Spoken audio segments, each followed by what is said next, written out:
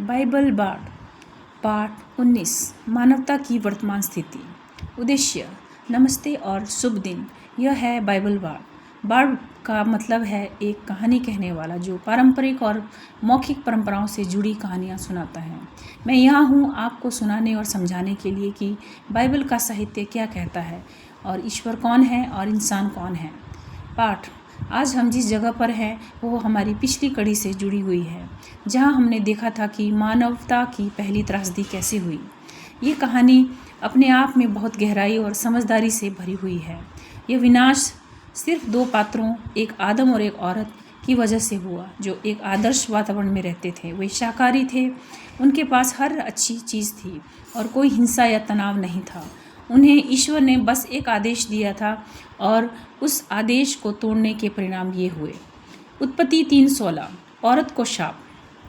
फिर उसने औरत से कहा, मैं तेरी गर्भावस्था की पीड़ा बहुत बढ़ा दूंगा, तेरा पति पर आकर्षण होगा और वह तुझ पर प्रभुत्व करेगा। उत्पत्ति 3:17। आदमी को शाप। क्योंकि तूने अपनी पत्नी की बात मानी और उस वृक्ष का फल खाया जिसे मैंने मना किया था, इसलिए जमीन तेरे कारण शापित हुई है। तू जीवन भर कड़ी मेहनत करके ही इससे भोजन पाएगा। उत्पत्ति 3:18। धरती को शाप। यह तेरे लिए कांटे और झाड़ झंखाड़ उत्पन्न करेगी। उत्पत्ति 3:23-24। एडन से निष्कासन। तब यहोवा परमेश्वर ने आदम को आदन की वाटिका से निकाल दिया और जीवन के वृक्ष तक पहुंच रोकने के लिए पूर्वी और एक चमकदार तलवार और स्वर्गदूतों को तैनात कर दिया। टिप्पणी। सांप को भी एक शाप मिला था, लेकिन उस पर हम किसी और एपिसोड में बात करेंगे। शुरुआत में ये बस शब्द लगते हैं, लेकिन जैसे जैसे कहानी आगे बढ़ती है हम समझने लगते हैं कि ईश्वर के आदेश का उल्लंघन कितनी बड़ी तबाही लेकर आता है। चर्चा।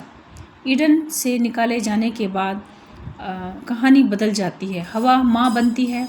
उत्पत्ति 4:1-2। हवा गर्भवती हुई और कैन को जन्म दिया, फिर उसके छोटे भाई हाबिल को भी। दोनों भाई बड़े होते हैं। कैन किसान बन जाता है और हाबिल चरवाहा। दोनों अपने अपने बलिदान ईश्वर को चढ़ाते हैं। कैन जमीन की उपज लाता है और हाबिल झुंड का पहला मेमना। ईश्वर हाबिल के बलिदान को पसंद करता है, लेकिन कैन के फल सब्जी के बलिदान को नहीं। उत्पत्ति 4:6। तब यहोवा ने कैन से कहा, तू क्यों क्रोधित है? यदि तू भला करेगा तो क्या तुझे स्वीकृति नहीं मिलेगी?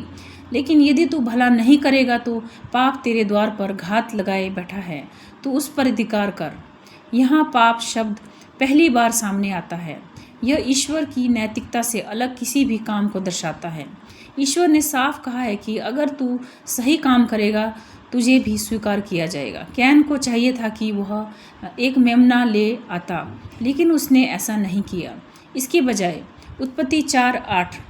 जब वो दोनों खेत में थे, कैन ने अपने भाई हाबिल पर हमला किया और उसे मार डाला। यह भाई द्वारा भाई की हत्या है और इसका कारण सिर्फ बलिदान की अस्वीकृति नहीं बल्कि घमंड और विद्रोह है। कैन का पाप सिर्फ अवज्ञा नहीं, यह सीधे सीधे ईश्वर के आदेश की उपेक्षा और चुनौती थी। सारांश।